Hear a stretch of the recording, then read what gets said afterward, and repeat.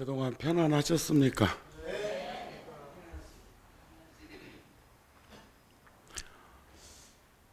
오늘 KBS 방송에 보니까 이산가족 찾기 한 지가 벌써 30년이 되었더라고요. 그때 날마다 들었던 노래가 누가 이 사람을 모르시나요? 이런 노래였죠? 근데 벌써 30년이 지났어. 30년은 한 세대입니다. 부모와 자식 관계가 한 30년쯤으로 이렇게 보아서 이것을 한 세대라고 그러는데 138일간 생방송으로 방송을 했는데 10만 가족 이상이 신청을 했고 15,000 가족 정도가 만났다. 근데 그 중에서 제일 많이 만난 가족이 누구냐는 질문이 있던데 부모일까요? 형제일까요? 친척일까요? 사촌지간이 제일 많이 만났대요.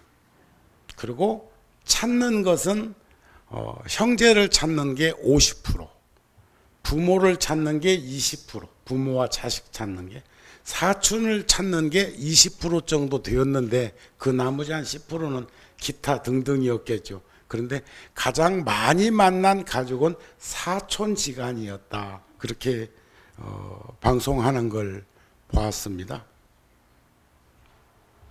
오늘은 부처님께 여쭤봅니다. 세상 사람들이 우리를 무엇이 가장 크게 속박하고 있습니까? 부처님께서 간탐 질투가 우리를 가장 많이 구속한다 이랬어요. 이렇게 세상을 보면 소유하는 사람이 있고 성취하는 사람이 있는데 종교에서는 지향하기를 성취하라고 합니다. 성취라는 말은 바꿔 말하면 회향을 하라 그 말이에요. 회향. 회향하는 데는 조건이 붙으면 안 됩니다. 무조건 하는 것이 아니라 조건 없이 할 수 있는 일들이라고 생각을 해야 되는데 어리석은 중생은 무조건 세상을 사는 것으로 생각하고 어리석은 중생은 소유하려고 합니다.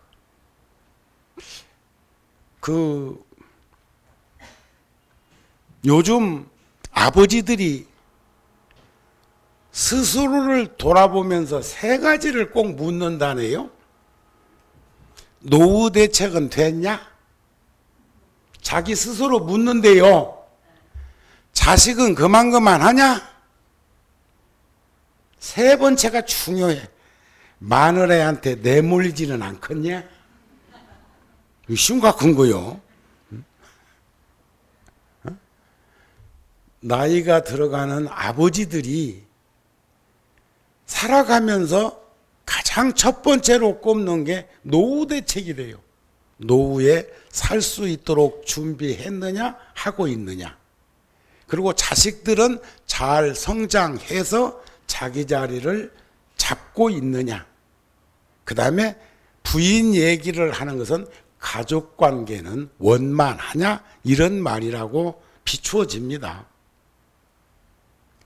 그런데 이게 적게 보니까 그렇지 이걸 늘려잡으면 부처님께서 말씀하신 자비심이고 연민심의 연장이라고 봅니다.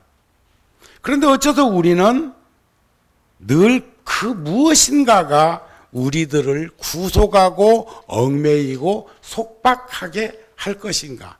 소유욕 때문에 그래. 소유욕. 그것을 부처님은 간탐어부는 시바권속이요 자비보시는 시법왕자라는 초발심의 말씀도 있지만 탐하고 질투하고 시기하고 수단 방법 가리지 않고 중상 모략하고 권모 술수 쓰는 저 세잔거리의 그 일이라고 하는 게 결국 소유욕으로부터 시작된다는 것인데, 그것을 하나씩 하나씩 풀어보니까, 그러면 질투하고 물건을 탐하는 그 소유욕은 어찌해서 생깁니까?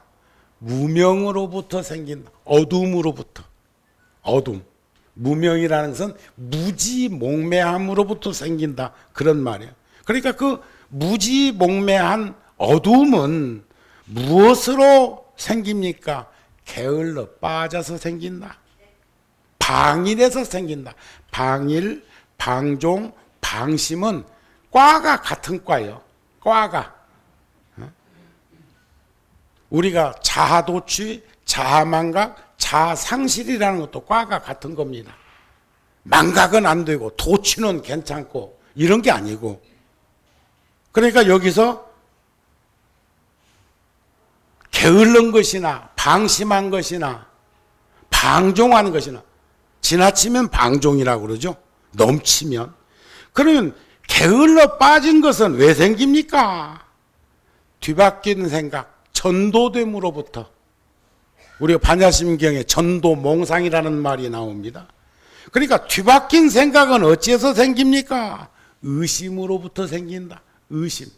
사람들은 난 너 믿어 이런 말 잘하거든.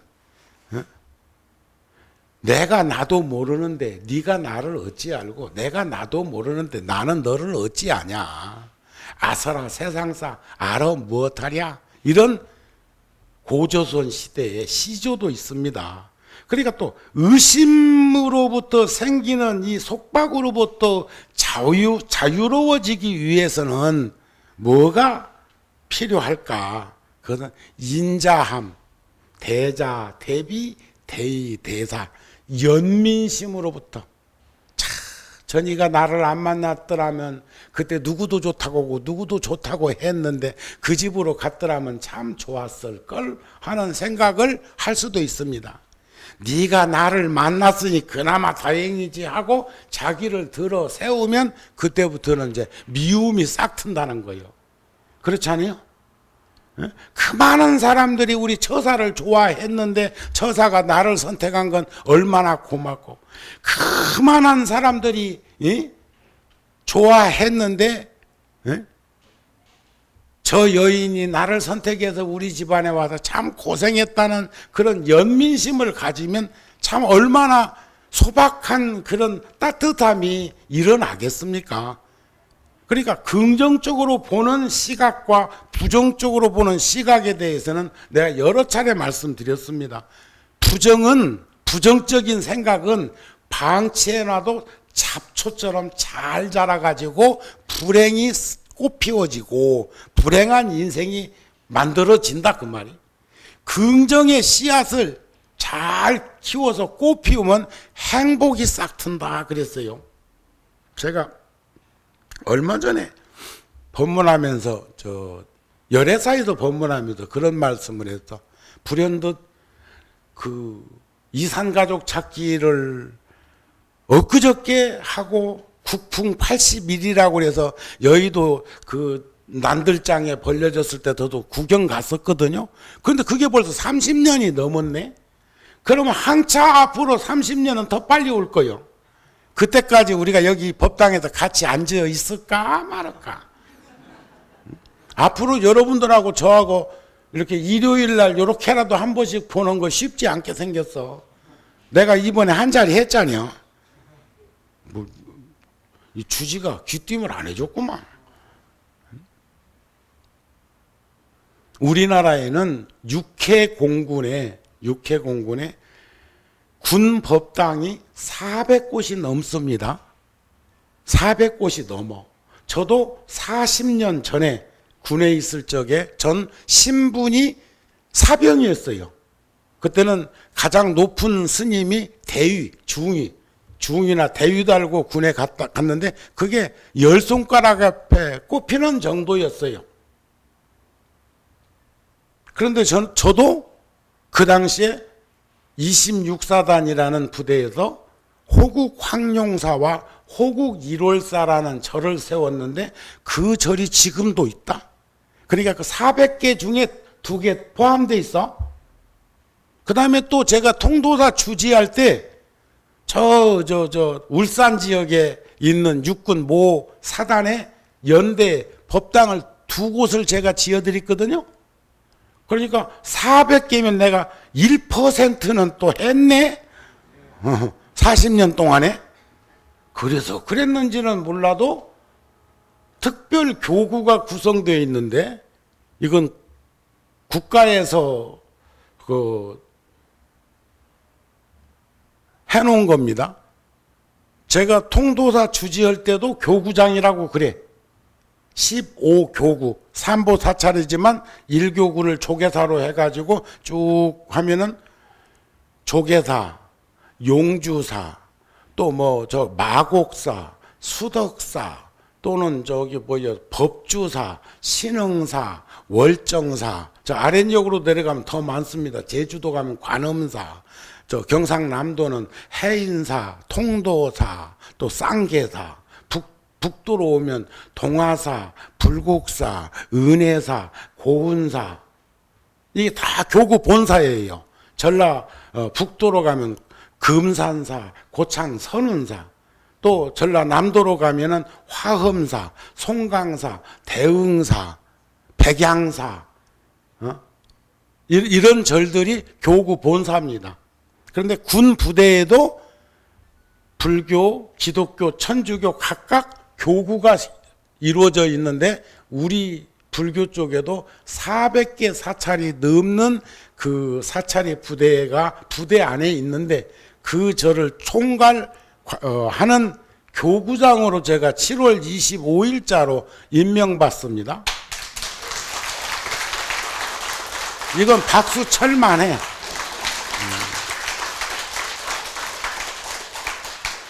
왜냐하면 제가 통도사 주지 소임을 마치면서 자유롭게 살고 싶었습니다.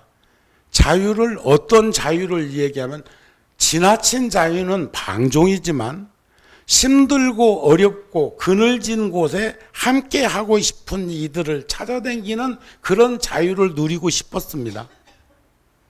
그런데 종단에서 저한테 간곡하게 그렇게 요청을 하는 이 부분도 또 많은 이들이 내가 오면 참 좋겠다는 그런 말들을 들으면서 내가 아직도 쓸 데가 있는갑다.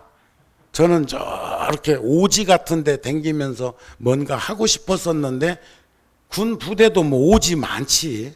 그래서 제가 그 소임을 스스럼 없이 맡기는 맡았습니다. 근데 주지스님이 귀뜸을 안 했어. 그리고 우리 7월달 잡지에 벌써 이렇게 상기시켜 놨는데 아직 그 잡지 못 봤어. 보셨어요? 그러면 대답을 크게 해야지. 네가 하니 하는갑다. 안 하니 하는갑다. 네 왔냐, 네 가냐. 예? 가니 가는 줄을 아나, 오니 오는 줄을 아나. 그러다 보면 이제 그 군 부대의 법당에 마음 쓰다 보면 여기도 이제 오기가 어렵지 않을까.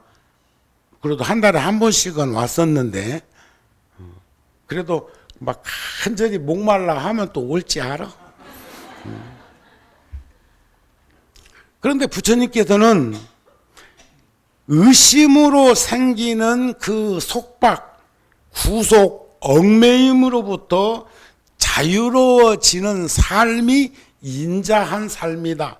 연민심이다. 그렇게 서로 불쌍하게 생각하는 게 아니고 서로가 따뜻하게 살피는 그런 마음가짐이다 그랬는데 참 재밌는 말씀이 있고 여러분들 꼭 이거 응용해서 잊어버리지 않았으면 좋겠어. 의심이라는 것은 대개 의심하지 아니한다는 것이 의심이다 그랬어. 요즘 사람들 가운데 정말 진짜 그 말 참 많이 쓰대. 요즘 세댁들은 말이요. 요즘 세댁이 한 40, 50대를 세댁이라고 그러지. 응? 보편적으로 뭔 얘기를 하면 정말요 하고 반문사를 해. 난 제일 그 말이 섬찟해. 여러분들은 쓰지 마세요. 얼마나 거짓말이 난무하고 못 믿으면 그런 말을 할 때 다시 다 잡아서 묻겠나 싶대. 예를 들어서 누군가가 남편이나 아내나 가족들이나 이웃들이나 그렇다 해서 사기꾼한테 속으라는 얘기가 아니고, 부도수표는 부도수표지 현금이 아닌 것을 알 수 있는 안목과 지혜를 저버리라는 그런 말씀이 아니고, 스스럼 없이 말하는 평범한 얘기도 특히 텔레비전이나 이런 데에서 그렇게 나와서 대중들 앞에 보이는 사람들의 대화 속에서도 그런 말이 막 그냥 한 달이 걸러 그냥 천마디 만마디 나오는 것처럼 하는 것은 대단히 경계를 해야 되겠더라고요. 그리고 또 요즘 대중 매체를 통해 가지고 요즘은 언론사에서 운영하고 있는 종합편성 텔레비전 같은 데서 보면은 더 많이 나와. 그런데 그 정말이라는 말을 과거에는 북한 사람들이 많이 썼습니다. 과거에는 기독교인들이 많이 썼습니다. 그런데 어째서 이 말이 그냥 오염이 그렇게 심하게 돼가지고 니나 내나 할 것 없이 절에서 스님들까지도 법문하면서 정말 강조하느라고 자꾸 그러면 앞에 건 거짓말인가? 정말을 말하면 정말이라는 말이 뭐가 필요하겠어요? 금강경에 보면 열에는 시, 진어자, 실어자, 여허자, 불광하자, 불이어자라고 그랬어요. 열에는 부처님은 오한이 있다고 그랬어. 육한도 있고 천한도 있고 해한도 있고 법한도 있고 깨달음에는 불한도 있다고 그랬어요. 다 구족에 갖췄다는 얘기는 안목 있는 그런 경계를 의미하는 거죠. 근데 요즘 너무나 만연해져 버렸어. 자기가 하고 있는지도 몰라. 한 번씩 요즘은 녹음 기기가 휴대폰에도 다 돼 있잖아요. 한번 대화하는 것을 자기가 한번 눌러놓고, 그렇다 해도 녹음을 비밀로 하라는 게 아니고 대화하는 것을 한번 자기가 점검 한번 해볼 필요가 있습니다. 아셨습니까?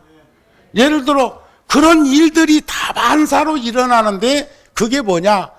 대개는 의심하지 않는다는 말이 의심이다 그랬다면 굉장하잖아요. 부처님 굉장하시죠? 근데 정말이라는 말을 쓰지 않더라도 정말이라는 말을 하면 그게 정말인 것이지, 따로 정말이라는 말을 수식할 필요가 뭐 있겠는가? 구분지어 가지고 뭘 이렇게 나눠 가지고 할 일이 어디 있겠는가? 아까 말씀드린 대로 아버지들이, 어른들이 새 속에서 머무르고 있으면서도 꼭 잊어버리지 않고 평생을 잘 가름하려고 하는 분들의 세 가지 명제가 뭐라고요? 노후의 어려움은 겪지 않겠는가? 그건 저축했다는 거예요. 또 근검전략하게 검소하게 살았다는 걸 의미하죠. 그렇다고 그래가지고 쓸 걸 쓰지 말라는 거 아니요. 쓸 건 쓰세요. 두 번째는 가족들은 잘 거느렸는가? 세 번째는 가족 구성원에 어그러지지는 않았는가? 이런 것들을 아버지들은, 어른들은 생각한다는 그런 관점이 아닌가 싶었습니다. 유마경에도 보면 우리들이 살고 있는 이 생사에 나고 죽는 세상에 머물러 있으면서도 거기에 물들지 않고, 어제 저녁에 전 늦은 시간에 KBS던가요? 그 외국 철학자라고 하는 교수가 늦은 시간에 대중들을 상대로 해서 강연하는 걸 봤는데, 보신 분 계세요? 명제가 죽음이란 무엇인가에 대한 건데 그분 참 재미있는 분이래요. 죽음이란 무엇인가라는 그 책을 한 권 내는데 20년 걸렸대요. 20년. 근데 어느 날인가는 자기가 나이 먹는 것을 느끼기 시작하면서 내가 먼저 갈까, 저 책이 먼저 나올까, 그것도 고민이더라네. 어? 물론 부처님 제세 시에도 그 이교도들이 와가지고 물은 적도 있기는 있죠. 나는 어디로부터 왔으며 어디로 어떻게 살다가 어디로 가는가에 대한 그런 질문을 참 많이 했는데 그분도 그런 얘기를 하더라고요. 영원히 살 수 있다면 살겠느냐.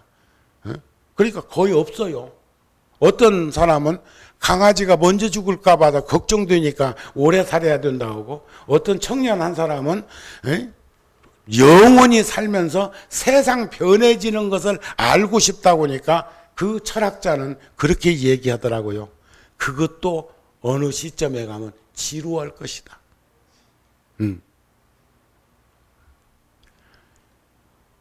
우리가 불교적으로 제가 거기다가 주석을 붙이라고 하면 그 말을 해주고 싶더만, 세상에는 욕계, 색계, 무색계가 있습니다. 욕심의 세상이 있어요. 물질의 세상이 있어. 비물질의 세상을 욕계, 색계, 무색계, 이걸 삼계라고 그러는데, 거기에 태란, 습, 화, 태로서, 알로서, 습한기로 화해서 변화되어서 세상에 태어나는 생물들이 가득한데, 칠취, 생각 있는 것, 생각 없는 것, 생각 있는 것도 아니요, 생각 없는 것도 아니요, 두 발 가진 것, 네 발 가진 것, 여러 발 가진 것, 발 없는 것, 이게 이제 이 살고 있는 생물들의 모양새의 현상인 것은 사실이잖아요.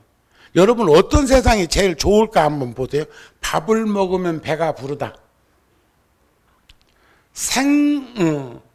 냄새만 맡아도 배가 부르다.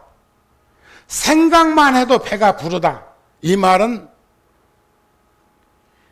다시 정리하면, 밥을 먹어서 배가 부른 세상은 노력을 해야 되는 우리들의 삶이에요.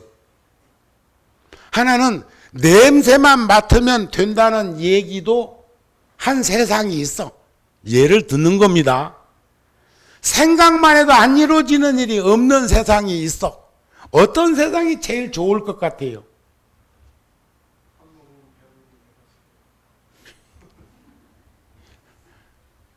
우문우답인가 우문현답인가 모르겠네. 그러니까 젊어 고생은 사서도 한다. 세상은 이게 사는 재미다. 아따 걸지네. 대다수가 여기는 확실히 분당은 다르구만.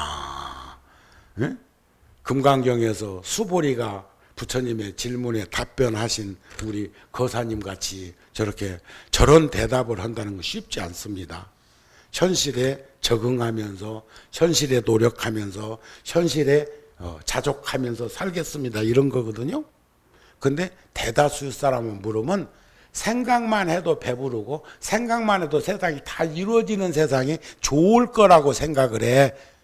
어제 그 많은 대중 가운데 영원히 살고 싶다는 놈이 몇 명 안 됐지만 손 드는 것처럼.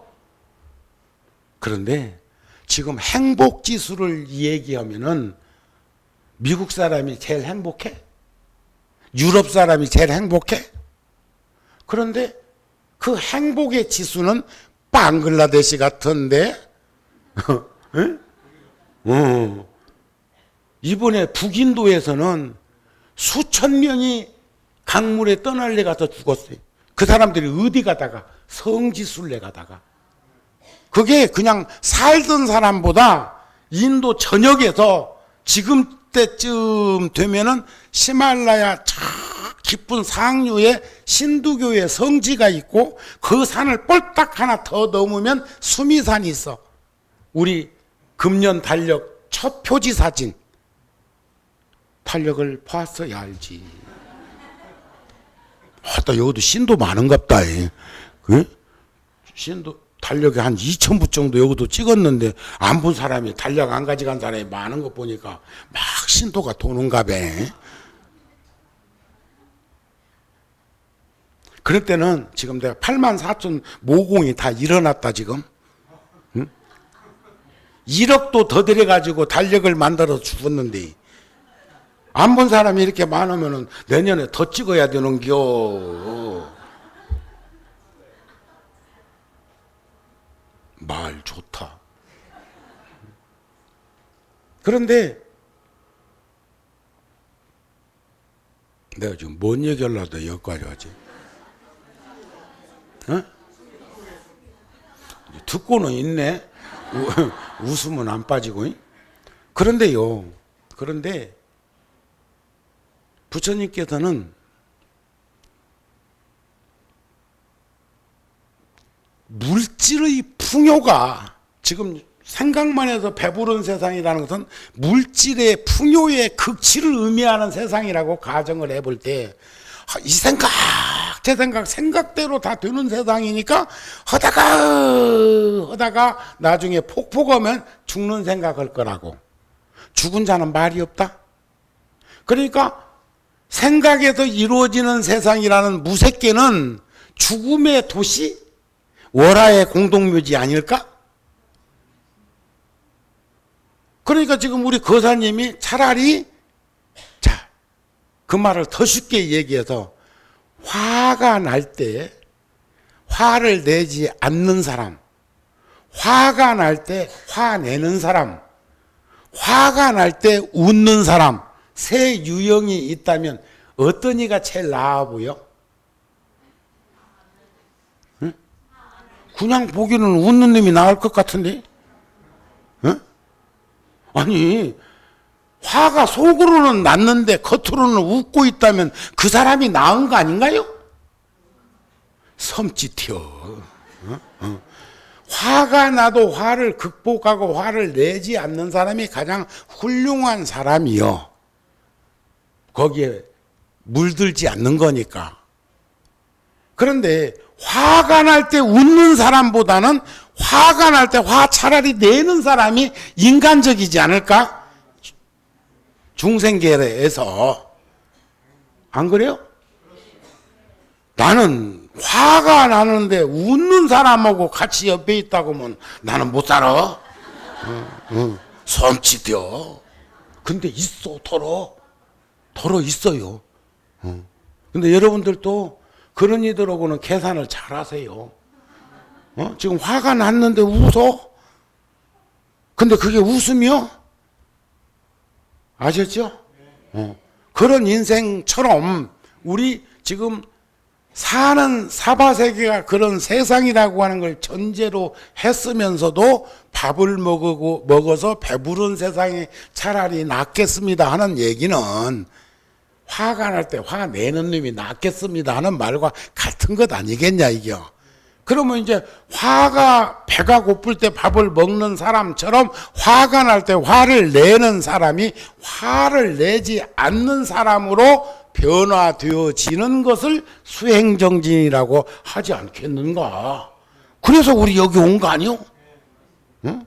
이 더운 날 집에 지금 에어컨 틀어놓고 소파에 앉아서 길게 앉아가지고 텔레비 보면 지금 재밌는 것 안 나올까? 11시부터 저 유현진인가 야구한다고 그러던데. 응? 여기서도 나고 죽음의 세상에 머물러 있으면서도 거기에 머물르지 않고 번뇌망상이 일어나지 않는 열반의 세상에 있으면서도 나고 죽음의 바다 생사대에 그대로 머물러 있는 거. 그러니까 여러분들이 사바세계라고 하는 세속적인 저작거리에 있으면서도 거기에 여러분들이 흔들림 없는 삶을 사는 것. 여러분들이 훨씬 더 세상 우리보다 잘 살기가 어려운 환경에 있는데 여러분들이 잘 사신다고 전제로 했을 때 여러분들이 저보다 훨씬 경계가 높은 거예요. 우리는 벌써 해탈복을 입고 있잖아. 아니 제가 전에 한번 그 말 했던가? 중강 스님하고 극작가 차범석 선생하고 김수영 감독하고 영화 감독하고 나하고 넷이서 국립극장에서 공연을 보고 낮 공연을 토요일 날 보고 이제 그래서 저녁 때가 됐잖아요. 그래서 우리 저녁 먹고 헤어지십시다 해가지고 4시 이제 아장아장 창충단 그 공원을 내려와가지고 이제 그 태극당 건너편 쪽에 푸짐한 집이 여러 집 있었대다. 뭐 또 아는가 봐. 거기 왔는데 다른 사람 먹는 건 적거나 잘 아금박스럽게 챙겨 먹지. 왜 내가 거기에 앉아 있는데 내 입만 보고 있냐? 내가 먹었을까 못 먹었을까? 쫄딱 굶고 왔어. 그 옆에 앉아 있는 중강 스님은 스스럼 없이 많이는 안 자시도 먹어도 누구도 시비를 안 하대. 그분은 그런 분이려니 한 것인가? 그분이 중강 스님이 나보다 도가 훨씬 더 높은 것은 몇 가지 사안을 놓고 보면, 첫째, 철저해서 자기 자신한테. 둘째, 한 번도 남 흉보는 걸 못 봤어. 남이 흉보면 그 사람이 이런 점은 또 좋은 점이 있는데 거들어 줄지언정 난 개인적으로 1대1 흉보는 걸 못 봤어. 이해가 되세요? 그런데 그런 사람들한테 인정받기까지 얼마나 힘들었겠어. 근데 우리는 그런 힘든 고비를 안 넘겼단 말이에요. 벌써 이게 10년 넘은 얘기요. 응? 원조 할매집에 갔었거든. 근데 그 큰 방에 앉아가지고 주 돈 주고 먹는 거 짓거나 알아 하지. 왜 내 입만 쳐다보고 있냐고. 내 입에서 금 나와 은 나와. 그래도 나는 아직 멀었구나. 거기서 내가 느낀 게 있어요. 안경 낀 사람이 안경 색깔대로 나를 평가하면 그 사람 안경 쓴 허물은 그 사람 몫일지라도 내가 어떻게 살았길래 저 사람들이 조마조마조마 하면서 나를 걱정해 줄까? 그게 이 해탈복을 입지 않았더라면 그게 가능했겠어? 그 사람들은 이제 빌미를 잡으려고 했겠지. 머리 깎은 아무개가 와가지고 거기 온 것만 해도 쇼킹한 사건인데 거기에 앉아서 상추에다 싸가지고 야금야금 먹는 거 봤더라면 그 사람들은 그런 거 보면 불교는 훌륭한 종교예요. 그렇게 많은 사람들이 걱정해 주네. 지금 아랍 쪽에서는 말이에요, 매일 폭탄 테러로 해가지고 그게 종교하고 연관되어 있는 거 아니에요? 그렇게 죽고 죽이는데도 그것은 그냥 폭탄 터져갖고 테러에 의해서 얼마 죽었다 해도 거기 누가 눈 하나 까딱도 않고 다리에 당연히 그러려니 하고 있는데, 만일에 불교 쪽에서 조금만 뭐면 참 말할 수가 없지.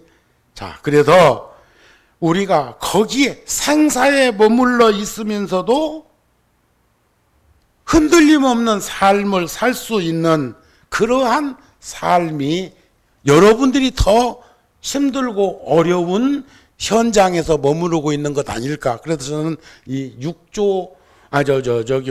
유마경에 나오는 그 유마거사, 그건 세속에 머물렀던 분입니다. 그분의 그 가르침을 거사님들한테는 가끔 이렇게 전해 드리기도 합니다. 그런데 왜 우리들은 지옥, 악귀, 축생, 이 악도에서 벗어나지 못하고 있을까? 첫째가 선업이니 악업이니 하는 인과 응보에 대한 과보가 없다고 생각하고 말하고 행동하는 사람. 인과가 어딨어? 예? 죽으면 그만이지. 이런 식으로 말하는 사람이 결국은 삼악도에 떨어진다는 거죠. 두 번째는 보리심, 맑고 깨끗한, 돌아가신 법정 스님이 맑고 향기롭게 운동을 전개했듯이 맑고 향기로운 삶을 살려고 하는 이들을 해친 사람. 세상은 착하게 사는 것도 쉽지 않아요. 어떻게 괴로움이 많은지. 그리고 또 착하게 살라고 하면 꼭 한마디 거둔다. 저 사람 뭐 꿍꿍이 있는갑다고. 여기 지금 쌀 모으는 거 보니까 절에서 먹으려는 게 아니고 어디 갖다 주려는 것만 100중까지 모아서 그러면 특히 저 같은 경우에는 이번에 그거 안 맡았으면 군정교구장 안 맡았으면 10월 달에 총무원장 선출이 있습니다.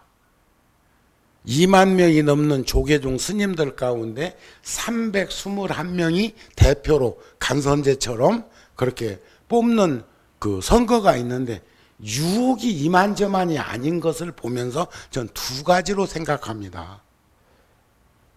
그래도 그 몇 사람 중에 10손가락 안에 꼽히는 사람 중에 정우 스님도 총무원장 하면서 종단 발전을 위해서 이바지 했으면 좋겠다고 하는 생각을 좋은 쪽으로 해주는 건 입줄에 오르내리는 게 괜찮은데 거기가 만만치 않은 곳이요.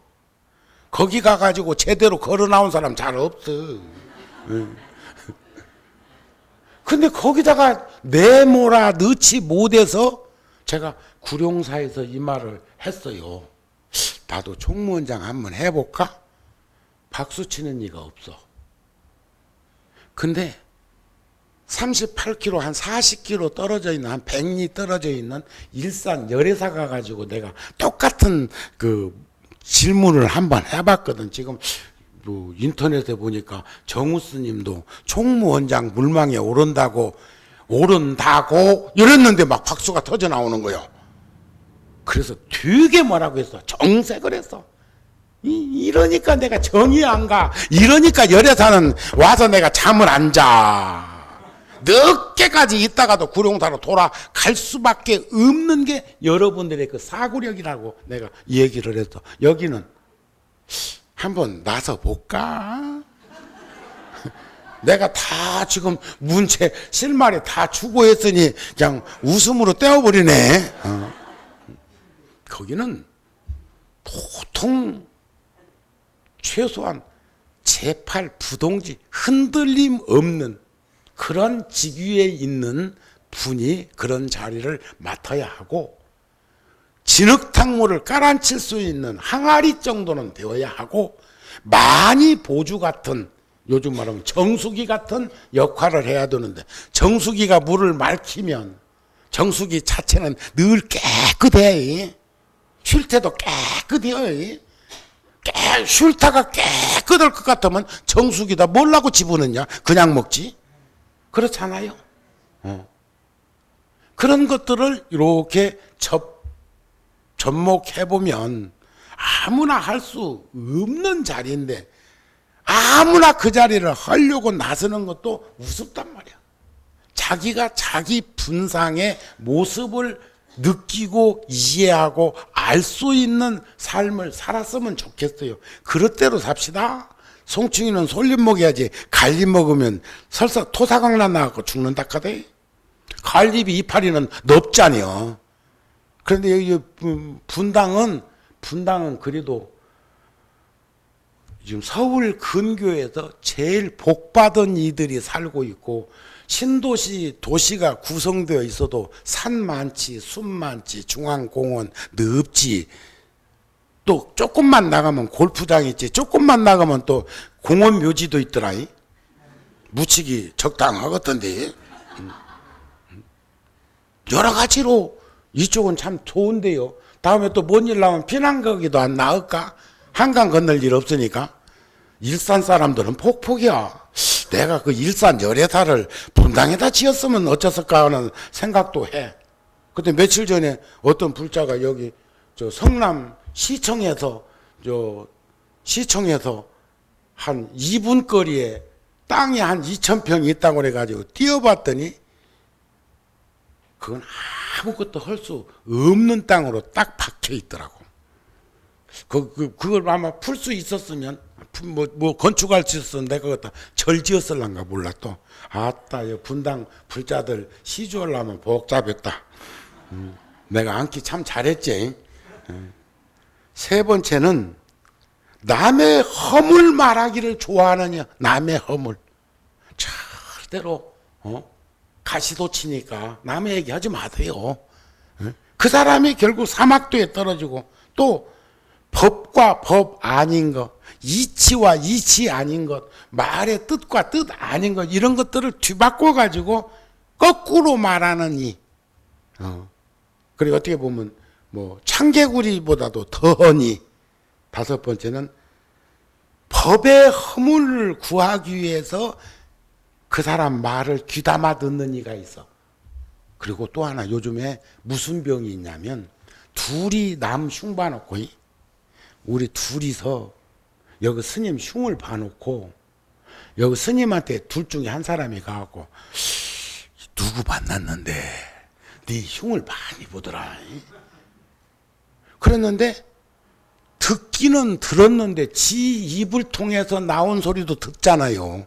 요즘 사람들 가운데 둘이 스스럼 없이 이야기하는 과정 속에서 지가 했는지 내가 했는지는 금방 잃어버렸어. 그 말만 생각나는 거예요. 그러니까 누구를 만났는데 설마 내가 너 흉보지는 안 했을 것이고 지가 실컷 봐놓고는 그런 일들이 많다네. 자아도취, 자아상실, 자아망각한 상태의 삶을 살고 있느니 제가 이런 때마다 꼭 한마디씩 거들죠. 이게 뭐요? 이게 뭐요? 먹으라고 갖다 놓은 거지? 그 사람한테 수고로움을 한번 이렇게 그래도 복을 짓게 해줘야 될 거 아니야. 한 모금도 안 먹고 가면 맹물이요, 맹물. 아이고, 뭐 엄청, 어떤 절에 가니까는 말이, 대접한다고 쌍화탕을 끓여가지고, 그것다 대추하고 잣까지 띄워놨더라. 그러니까, 법문으로다 갈증 나서 한 모금 먹기는 먹어야겠는데, 이걸 불어도 잘 가지도 아니요. 그런데 그 한 모금 불었는데 잣도 입에 들어왔고 대추 썰어놓은 것도 입에 들어왔어. 그러면 그걸 꺼내서 놓아야 돼요. 법문하다 말고 잘근잘근 씹어 먹어야 돼요. 차라리 맹물 갖다 놓은 게 나아. 맹물 갖다 놓은 게. 그러니까 유의하는 것도 지나치면 황금이 아무리 좋고 다이아몬드가 아무리 좋아도 이 속에 담아놓을 수는 없잖아요. 그것을 잘 가름할 수 있는 안목, 지혜가 필요한 것 아닐까 싶습니다. 전 가끔 지금도 어린 왕자를 한 소절씩 이렇게 들춰서 보는데 그럴 때마다 꼭 뭔가 내가 꼭 필요한 얘기가 들어있는 것 같아. 구룡사 초기에 말이죠. 구룡사 초기에 제 어릴 때 꿈이 운전수였거든요. 그래서 12인승 봉고를 몰고 다닐 때까지는 본래 가지고 있는 면허증으로 68년도, 69년도에는요. 통도사 스님 중에 한 스님이 운전 면허증 짰다가 통도사에서 쫓겨났고 통도사 주지 스님은 중고차 그 15례인가? 중고차 자가용 샀다가 주지 임기 못 마치고 내놓은 스님이 있어. 통도사 주지를 새 차도 아니고 중고차 15례 업무용으로 샀는데 어른 스님들이 주지 내놓으라고 해서 주지를 내놨고 한 젊은 스님은 면허증 땄다고 저놈 속가로 환속할 준비를 하기 위해서 면허증 땄다 이게. 그냥 밥 한 그릇이라도 덜 먹었을 적에 보내라고 해가지고 절에서 나간 이가 있어. 결국 나중에 보니까 환속했습니다. 그게 불과 40년, 45년 전 얘기예요. 근데 요즘 면허증 없는 사람이 있어? 운전 못하는 사람이 있어? 근데 정우 스님은 초등학교 4학년 때 스님이 되겠다는 마음을 내기 이전까지의 꿈은 운전수였어. 그래서 난 책도 그렇게 제목을 썼다. 내 어릴 적 꿈은 운전수였네. 그런 책도 썼어. 근데 그 말이 하나도 틀리지 않은 것은 스님이 이 몸이 자동차라면 마음이라는 주인공은 운전수. 장한사가 자동차라면 주지스님은 운전수. 그러시죠? 한 가정이 자동차라면 아버지, 어머니는 운전수. 그런 거 아니에요? 운전 잘하면은, 방어 운전하면 사고 안 나잖아요. 그러니까 어릴 때 그 소박한 그 꿈이 잘못된 꿈은 아니었구나 싶은데, 그러다가 25인승 버스를 구하고 나중에는 이제 45인승 버스를 구해갖고도 제가 직접 운전을 하고 한바퀴 개포단지를 돌고 와서 목탁 치고 법회하고 또 공양 끝나면 실어다 드리고 한 게 가금물법당 천막법당일 때인데, 그때 이제 구룡사 초기의 불자들한테는 봉고차로 성지순례 간다고 12명 나까지 채우기도 바빴고 나부터 10,000원 내면서 댕겨오고, 그래야 한 푼이라도 절에 도움이 되어야 살림살이를 할 수 있었던 그런 시절도 있었어. 봉고차 12명 채우지 못할 때도 있었다니까. 그런데 어느 날 25인승을 타고 내가 운전해가지고 성지순례를 갔는데, 요즘 이 들에 나가면 그 크로바가 지금 꽃 많이 피었다 아세요? 근데 이제 잔디밭에서 밥을 먹고 크로바 단지에서 그 불자들 가운데 옛날에 회상하면서 네잎을 찾고 있어. 네잎. 그게 행운일이야. 네잎 크로바. 찾아본 적 있어? 그런데 내가 그때 툭 던진 말이 있어. 네잎 크로바가 행운인데 세잎 크로바는 행복이다. 세잎 크로바의 상징이 행복이에요. 그런데 이놈의 사바세계 중생들은 네잎 크로바라는 행운의 요행수만 찾고 있지, 넌들장으로 널려있는 세잎 크로바의 행복은 등한하고 있는가? 이런 말이요. 그게 30여 년이 지난 왜 요즘 그 생각이 날까? 그게 바로 어린 왕자에 나오는 글을 보면서 그 생각이 났어. 세상에서 가장 어려운 일은 사람의 마음을 얻는 일이란다. 어린 왕자는 어른이 마치 아이에게 해주는 것처럼 하죠. 또 신경수기에 그 엄마를 부탁해 그 소설도 보면 일반 소설의 논지를 벗어난 꼭 나무집 이야기를 객관적으로 하고 있는 것처럼 한 거죠. 각자의 얼굴만큼 다양한 각양각색의 마음에서 순간순간에도 수만 가지 생각이 떠오르는데, 그 바람 같은 마음을 머물게 한다는 거 정말 어려운 일이란다 하는 어린 왕자의 글이 눈에 띄었어. 그런데 그게 저에게는 불현듯 세이크로바와 네이크로바로 그것이 형상화되어서 다가오는 느낌이 들어서 오늘 한 번 더 상기시켜 드리는 것이죠. 세상에서 가장 어려운 일은, 어린 왕자는 그거 아니야. 친구 집에 갔더니 막 너무너무 집이 좋은 거예요. 부모님한테, 어머니 아버지한테 자랑을 하니까 얼마짜리라대? 어른은 돈으로 계산을 해. 아이들은 그런 거 아니죠. 아이들은 돈하고는 무관하게 좋으면 좋은 거요. 그렇잖아요.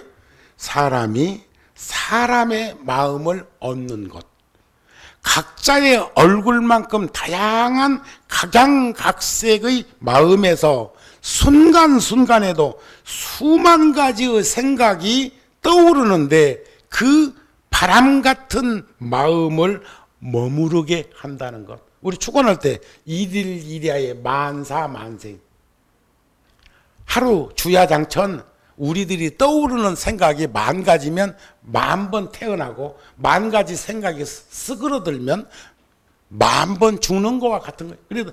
그런데 참 우리도 부황스러운 축원도 해. 일일이야의 만사만생 여의원만성지 지대원 이런다. 하루에 만 가지 생각이 떠오르고 만 가지 생각이 스그러드는 것 다 불보살님이시여 이루게 해 주옵소서. 또 그 다음에 지수화풍으로 101가지씩 병원체가 있는데 404병. 우리 몸에는 404가지의 병원체가 있대요. 그것이 영원히 원만 병고에 시달리지 않게 해달라고. 축은 들어보면요 너무 광대무변한 거 바라는 게 너무 많어. 여러분들은 하루에 몇 가지씩이나 원을 세웁니까? 세상에서 가장 어려운 일이 머무르게 하는 것인데 그런 마음가짐을 우리가 서로가 서로의 마음속에다 담아둘 수 있는 삶을 산다는 거 좋은 것, 중요한 것 아닐까 싶습니다. 그래서 머리에서 나온 것은 머리로 전해지고 가슴에서 나온 것은 가슴으로 전해진다고는 하지만 우리는 머리와 가슴을 조화롭게 쓰면서 세상을 살았으면 싶습니다. 뒤에 남겨진 사람들의 가슴 속에 내가 살아있다면 그는 결코 세상을 떠난 것이 아니라고 하듯이 우리는 이 생에 머무르는 그 인연 속에서 서로가 서로를 소중하게 귀하게 여기면서 살아간다면 결국 상대의 마음속에 우리가 살아서 따뜻하게 움직인다면 우리들은 결코 어제 저녁에 나온 죽음이란 무엇인가 하는 그 공중파 방송의 그 철학자의 그 숙제, 그분의 질문, 그런 것들이 스스럼 없이 풀어진 것이 아닐까 싶은 생각이 들어서 제가 발췌본을 오늘 여러분들한테 들려드리고 싶어서 그랬더니 12시가 넘었을 때 한 방송이다 보니까 그때 여러분들은 다 죽는 연습하느라고 온데 간데가 없어서 나 혼자 그냥 본 사람이 되고 말았는데 지금이라도 다운 받아갖고 죽음에 대한 명제의 질문이었으니까 한번 볼 수 있었으면 싶다는 생각이 드네요. 아셨죠? 우리 자주 못 보더라도 우리 붓다 TV 인터넷 방송에 들어가서 볼 수도 있고 또 어디선가 스님은 열심히 살 거라고 하는 그 믿음을 가지고 있다면 주지 스님이 그것을 다 감당하는 데 지장이 없을 걸로 생각합니다. 여러분들 늘 건강하시고 마치 내가 유언하는 것 같네.